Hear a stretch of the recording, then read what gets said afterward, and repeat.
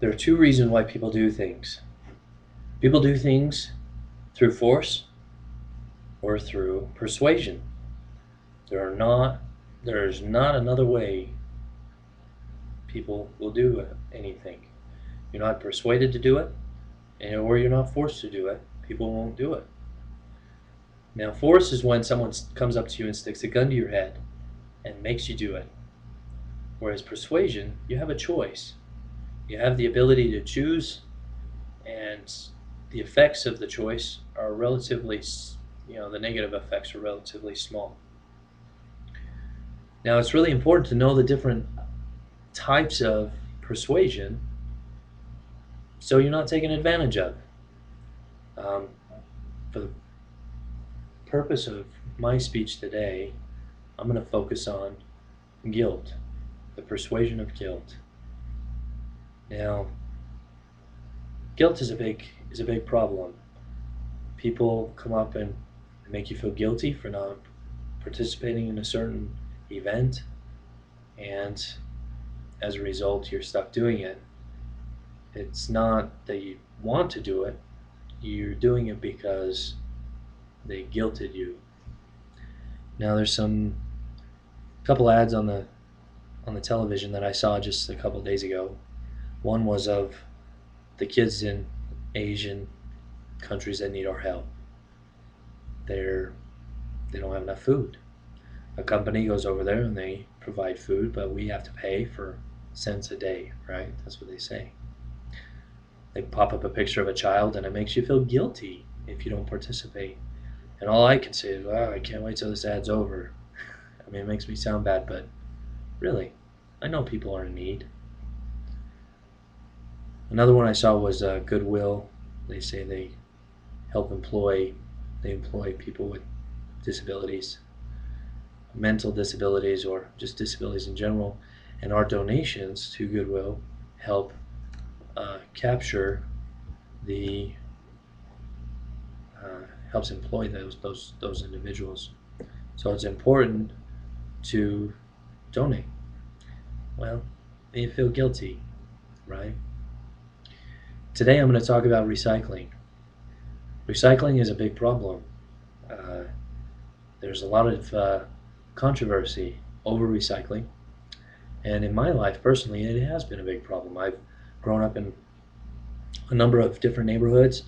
Growing up, and I was raised in a number of different neighborhoods, and each one had a specific rule about recycling. Some were really strict, others weren't as much. And I remember it was a big issue to my mom and dad because they didn't appreciate being being persuaded that way. You have to do this if you live in this neighborhood. So I'm going to tell you a little bit about, I hope through knowing the history of recycling, the process in which um, an ordinary can goes and makes another can, or vice versa, is done, and then the facts about recycling. You can make a decision for yourself whether or not this is something that uh, you want to partake of, you want to participate in. So first, the history. The history of recycling has gone back thousands of years. It's something that people were doing way back when they were reusing items in their home that they would otherwise want to throw away, but it was cheaper for them to reuse it. Now, this wasn't really a big problem until the Industrial Revolution, when people found out that it was cheaper and more efficient to throw away old stuff and go buy a new one. Now, by doing this, landfills were getting overrun. Uh, Leakage problems were occurring in numerous locations, and it just wasn't a good thing that was going on.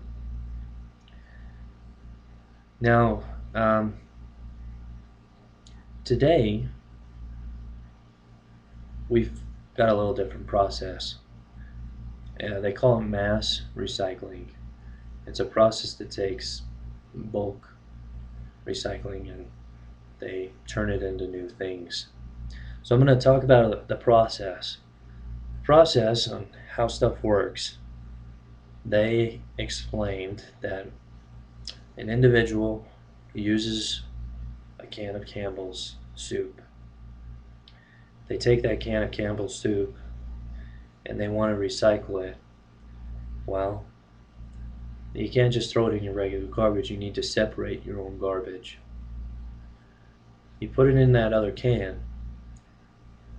You put it out on the curb.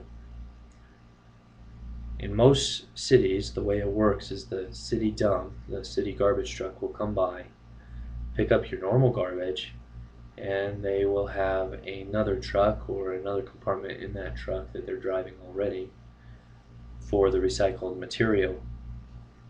They take that material back to their plant and they sell it to a recycling company. Now, one thing to remember is you have to pay taxes for your garbage man. So you're paying taxes for your garbage.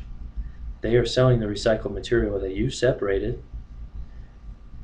The recycling company then takes that material, refines it, and makes new material and sells it back to you for generally a more expensive rate than what it would have been in the originally, what it would have been for a non-recycled product. It's a very lucrative business. In St. Louis alone, some facts, they have 16,000 jobs created by recycling and $4 billion in annual revenue. Amazing. This is amazing. Does a consumer see any of that? No. You do all the work, you separate your garbage, you're digging through it, but you don't see it. It's a problem. They tell you it's going to save the world if you recycle. They tell you that this is saving the planet. Where are those facts? We know how many bottles it takes to go around the world, or how many bottles we used last year. You've seen that ad. But do we really know how much that Campbell's can really affected the economy or the world for that matter? No, we don't know that. We don't know it at all. It's a guilt-driven, lucrative business. Somebody found a way to make people feel guilty, and they are making a lot of money from it. Now, I hope from knowing the facts of recycling, knowing the process of recycling, and knowing the history, you can make a decision for yourself on whether this is something for you. Um, I think it's a good thing, personally. I disagree with not being compensated for the work that I would do if I recycled. Um,